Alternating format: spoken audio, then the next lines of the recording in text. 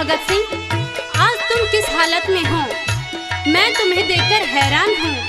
भैया, तू मेरा इकलौता भाई है और तेरे बिन हमारा और कोई सहारा भी नहीं। तेरे बिन तो माँ रो रो कर मर जाएगी।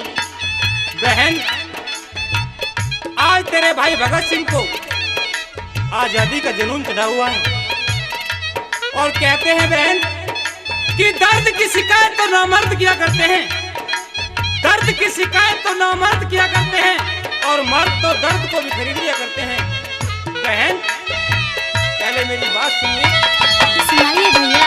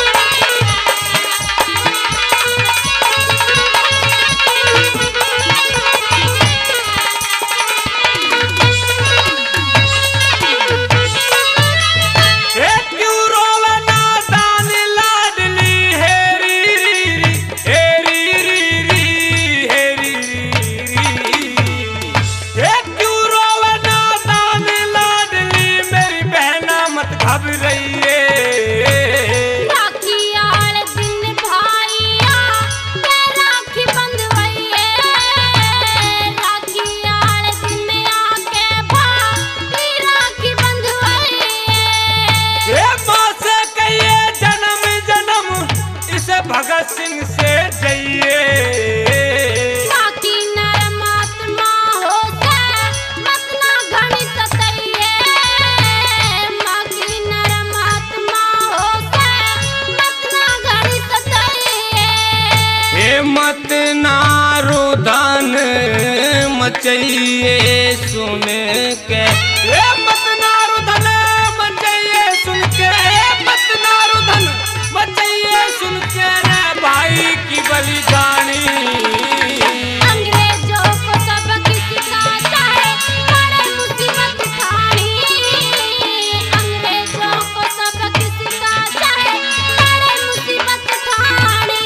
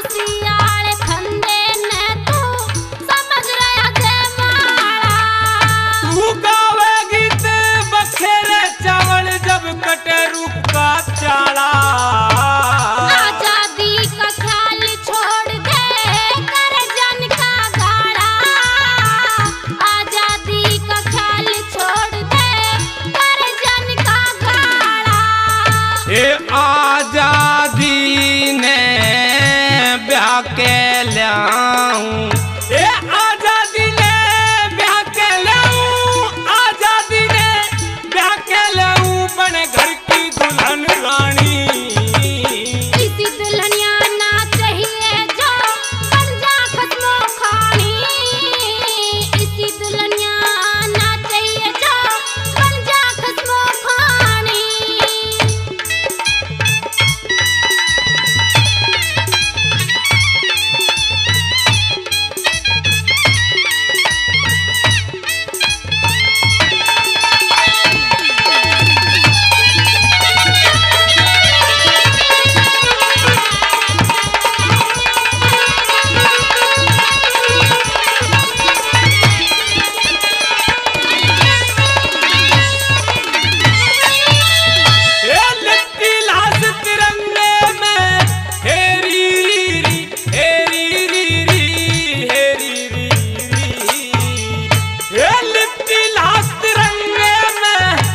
भगत सिंह की आवे